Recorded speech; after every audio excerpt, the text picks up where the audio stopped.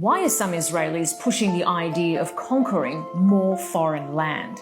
You may have seen this video of Israeli soldiers raising the Israeli flag over the Lebanese village of Maruna Ras as the army expands its incursion in the country. Or maybe this touching father and son moment caught your attention. הספר אלון ולבנון, אלון ולבנון.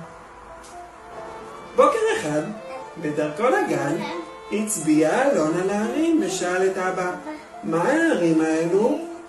אלו הרי לבנון. אי אפשר, זה מסוכן, האויב נמצא שם.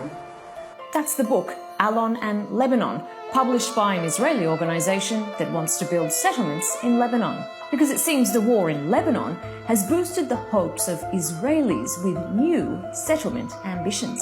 One organization's already come up with a proposal, and they've changed the names of these Lebanese villages to Hebrew ones. You see, there's an even bigger picture here. The idea of Greater Israel. That's the claim that God promised the, quote, children of Israel, not only Israel, but the West Bank, Gaza, all of Lebanon, all of Jordan, most of Syria, parts of Iraq, Egypt, Saudi Arabia, and even a tiny bit of Turkey. It's often dismissed as a fringe fantasy, but is it?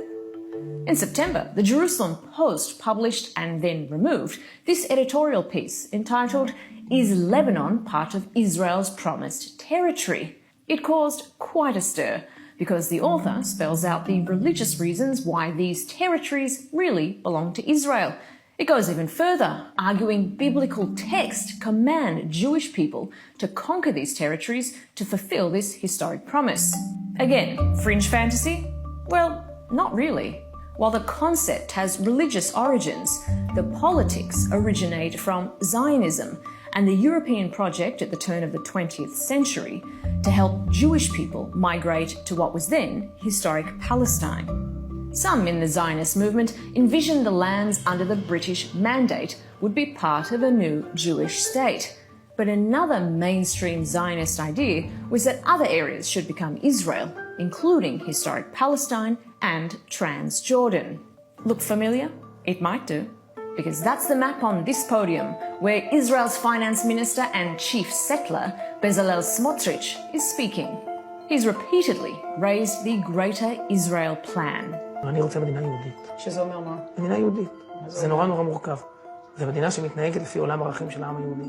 הריבונות של ישראל מתחילה בים ונגמרת בנהר. בשלב הזה או שבעצם אנחנו גם יוצאים את עבר הירדן? בשלב הבא. בסדר, לאט לאט. כתוב בחז"ל שעתידה ישראל, עתידה ירושלים להתרחב עד דמשק. רק ירושלים, עד דמשק. Now, Smotrich is often dismissed as a radical, but building settlements is a key part of this Greater Israel plan, and it's actually the law.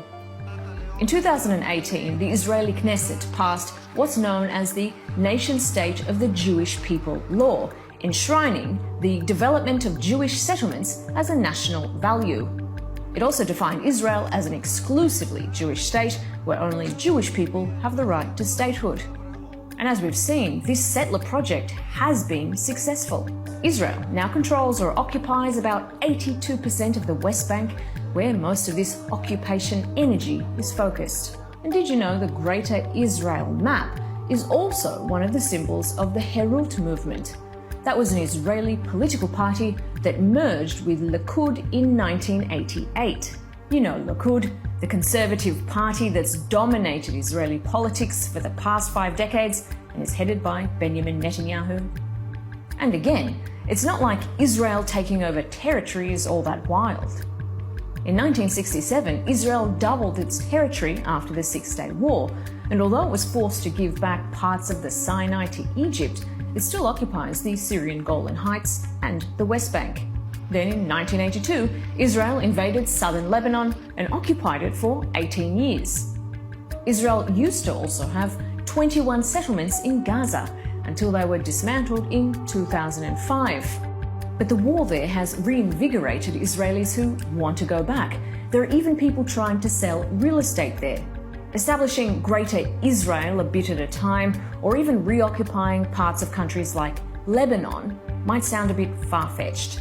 But as the war on Gaza has shown, just about anything is possible when the world looks away.